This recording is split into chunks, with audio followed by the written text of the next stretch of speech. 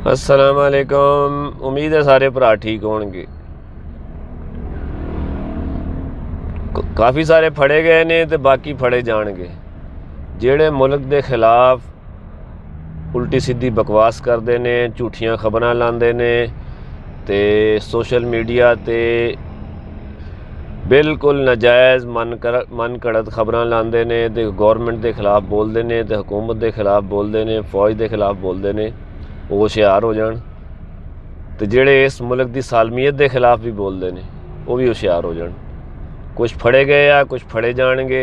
तो खासकर पीटीआई वाले हजरात जेड़े ने वो सिर्फ जिद्दां साडे मौलवी हजरात है ना कि एक फिरके वाला कहता मैं ही मुसलमान हाँ, बाकी सारे फिरके वाले काफर आ। तो इस तरह पीटीआई वाले समझते कि सिर्फ असीं पाकिस्तानी हैं, बाकी सारे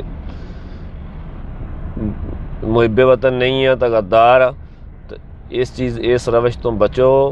मैं फिर अपने पंजाबी भरावां नूं कह रहा, अपील कर रहा नौजवान तबके नूं कि थोड़ा जिहा बचा के चलो, झूठियां सच्चियां खबरां ना चलाओ, किसी के पिछे लग के दुश्मन दे आलाकार ना बनो।